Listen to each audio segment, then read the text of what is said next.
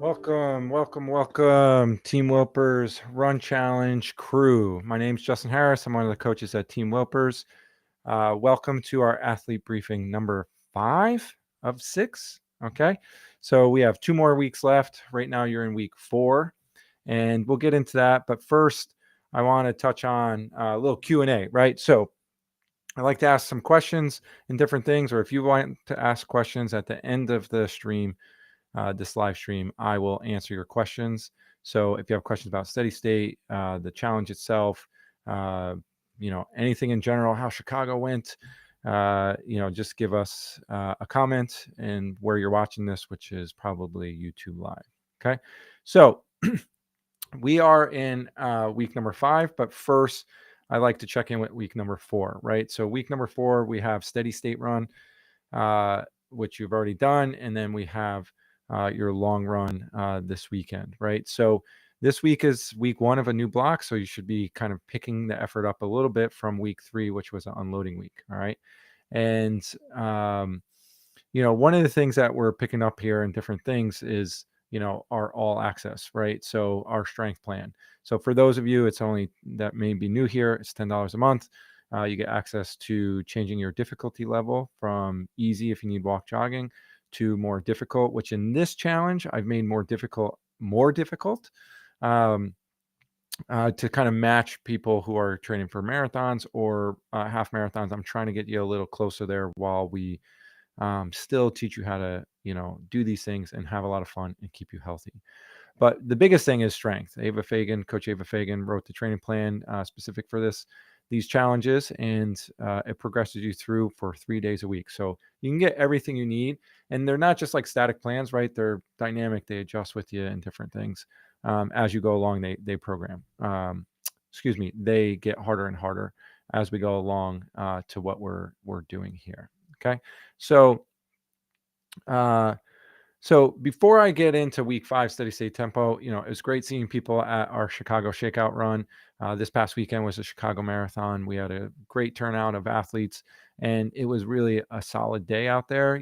I wouldn't say ideal conditions. People ran well, but I also saw, a good chunk of people that had really tough last 10Ks, and the heat popped up, especially for those over 3 hours, right? And so, a marathon is challenging, and everyone, especially in Chicago, really wants to run fast in hopes of running a PR.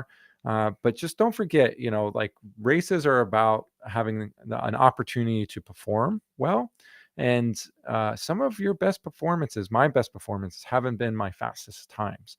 So that is the biggest thing in your control as we go into, really in the thick of fall where people are racing and stuff, is really focus on your performance, because your time is an output of the function that is your process. So your training and your strategy and tactics for the race. I saw some people, having stomach and GI issues, and we're on a really aggressive pace, and they're calling it nutrition issues, and it could be, but it also could be a pacing issue, right? But the tactics you bring to it, multiplied by the terrain of the course, which the terrain in Chicago is primo, multiplied by the conditions, right? So it started off cool, and then about halfway through it got a little warm. And at 65 degrees, it's not super warm, but it's affecting you about 5 seconds a mile. So, at the end, that could be, 30 to 60 seconds a mile, and it makes it harder when it's already tough. So just think about those things. It's not always about a PR. It's about your performance, and it's really easy to get caught up in just running faster every time. So anyway, week 5, we are talking about steady state tempo work. Okay. And it's something that I've, brought in here, and I know that we've gotten touches on this before, and kind of, with my one-on-one clients, we talk about threshold a lot. And I think it's one of the more confusing areas, because VO2 max is like, you just go hard and you hurt, and it's really challenging. But when it comes to threshold, it's really nuanced. And if we go even lower, like aerobic runs, it's like, okay, I should be running easy, right? But with threshold, since it's so nuanced, I wanted to kind of dig into it a little bit more and kind of frame it. So, what is it? What is a tempo run or a steady state run? I call them steady state runs. The terminology is same. Tempo is like you're running a certain tempo. For me, I like the word steady, right? To be kind of in control. I use smooth, steady, strong, and then permutations of those, right? So steady state, what it is essentially it's like when we're moving from aerobic, like our aerobic pace that we can go along all day long to something that we could do probably, on the lower end 30 minutes, on the higher end 90 minutes. Some elites can go even further, but it's something that you can do for around an hour or so, and plus, right? So in steady state, what we're trying to do here is we're trying to get into a tempo or rhythm or being steady with the idea of just like clicking off the miles. And so these are really good for both tactical and strategic ways of running to give you some exposure. So not just like the physiological response, which I'll talk about, but I think in coaching and training plans, we don't talk about the tactics or what strategies to approach in running. I talk about being progressive a lot. We talk about being progressive a lot, but there's a lot of different ways. You can bank time and hang on for dear life. You can flatline your pace, or you can be progressive. So a steady state run allows us to get like small doses of increment of pain, and it just builds up. I call it like a frog in boiling water, which if you haven't heard that analogy, essentially they did a study where they put frogs and they just slowly raise up the temp and they never jumped out. Because they couldn't really perceive it. Their sensory system is a little bit different than ours. So in a tempo run or a steady state run, it's you get into it and it's like, okay, this is challenging, but like super manageable, right? And then over time, it becomes less and less manageable. And this is where we need to be careful. And I'll talk about the mistakes. But in a steady state run, what's happening in a physiological level is basically we have this zone of threshold, which encompasses both zone 3 and 4 in a 7 zone system. All right. And so what ends up happening is we go from zone 2 into zone 3. And what starts happening is if we were to finger prick and take lactate is starting to go up more linear. All right. And this is a place where we don't want to be breathing really that heavy at all. We should be able to still have a conversation, but a pretty breathy one, and probably more like sentences, but continue. Hey, I'm doing well. This is smooth. Like I talk to myself out loud. And the reason being is as the higher the lactate goes, the harder it is to get to breathe. So when they have metabolic tests and they have the mask on people, and they're looking at metabolic rate, so CO2 consumption and exhalation, oxygen consumption and CO2 output.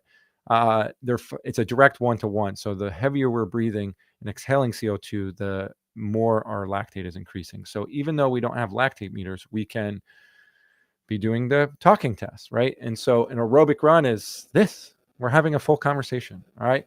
When we start getting high aerobic, we're having a conversation, but it's, it's getting a little breathy, and we're having like to, say a paragraph and then let the other person talk or ask the other person a question. When we start getting in tempo, it just keeps getting more and more and more, right? And when we're like one word answers, that's when we've gone over to VO2 max. And that's when we bleed into zone 4 first, is like we need intervals, all right? And we need small pockets of rest, and to ensure that we're not breathing too heavy or going too hard and moving into VO2 max. So that's called LT1, so lactate threshold turn point 1, and lactate threshold turn point 2. And at the 2, that's when we go from into VO2 max, all right? And 1 is like when we're getting out of being very aerobic and getting into steady state. So I'm explaining all these things that basically there is science behind this and physiology behind doing a steady state run, because it's kind of like, what's the purpose? And it is marathon pace. And this plan is to be built to gear you towards a half marathon, but we're giving you some different exposures at threshold. We did threshold repeats last time. That's a little bit closer to half marathon pace. Now I want to extend your tempo and threshold out, and with these steady state runs, so you have more time to kind of experience some of the discomfort. As one of my clients pointed out to me, she's had an epiphany, and she's like, Coach, I finally realized what threshold's all about, whether it's a steady state run, a progression run, or threshold run, or anything else that is threshold. She's like, the point is not to run faster, because it really is not. It's a very precarious place. I finally realized that my goal is to run easier at these paces. So faster is probably the worst thing you can do for these sessions to gut it out, because the mistakes that we make are that people end up racing it. Hey, I feel good, or I'm close to my pace and I want to extend it out, and I want to race this. Like, I feel good. And we want to save our races for the end, for the 20-minute test or the race that we're doing in this build. Okay. So the big mistakes people make are they race it, they try to extend it. All right. It's going well at 30 minutes. So let me try to do 50 minutes. And it's like you're biting off more than you can chew. So be mindful there. And the way we're mindful is by focusing on our breath. And that's a big mistake that people make, is that they're ignoring their heart rate, and they know they're going higher, and they're ignoring their breathing rate. So pay attention to your breathing. It should be breathy. And if you talk out loud, it's like this. Okay. All right. Stay steady. Stay smooth. We're going and we're going. Okay. So those are some of the mistakes that people make. All right. A couple things on my note is, other than that, you have um, this week coming up, you have a half marathon pace run. So we actually get exposure. It's continuous blocks at half marathon pace. So it's supposed to be a little spicy, give you that exposure, and especially off the steady state, which is supposed to be a little less spicy. Okay. So keep to the pace as suggested in half marathon pace and long runs, and in threshold days. Faster is not better, is not better. Okay. Keep that in mind. All right. VO2 max, I've kept some groups difficulty levels the same. Some I've picked it up a little bit for a little challenge. The aerobic run on Thursday, for those of you doing more than 3 sessions a week, I kept that the same for the moderate group, the default, and I made it a little bit longer for the more difficult group. All right. So I'm not tracking it one-to-one, like everyone's moving up. I'm kind of seeing how the jumps I'm making and when I need to stabilize and whatnot. And one of the things that came up in this and is kind of like the lack of variety. And I just wanted to touch on that. And it's like, it's awesome feedback. And it's a decision I've made in these challenges to like really deliver results. We look at, how our one-on-one clients are doing, and I'm trying to kind of model that. We'll assess this at the end, whether we need a little bit more variety and stuff. I saw that the bridge program with the multi-sport that our coaches wrote were like a lot of people loved. The one thing is like when we're always doing a lot of different things, it's hard to work on the skill of executing that session. And we end up kind of more exercising for those period of times instead of training. And that's okay. That's what that period is for, is like try different things and see new things. But when we're in these training builds, we're really trying to progress people along so that we can deliver results at the end, which is very challenging for thousands of people. Okay.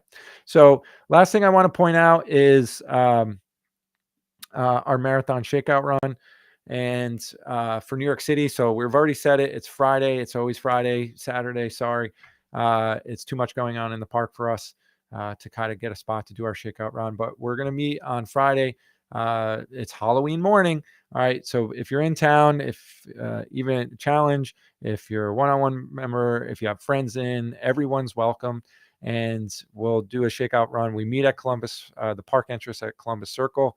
And it's a great opportunity for us to do a 30-minute shakeout. We run 15 minutes out to the northeast of the park, and then we come back and we finish at the finish line. We don't cross it. It's a big no-no.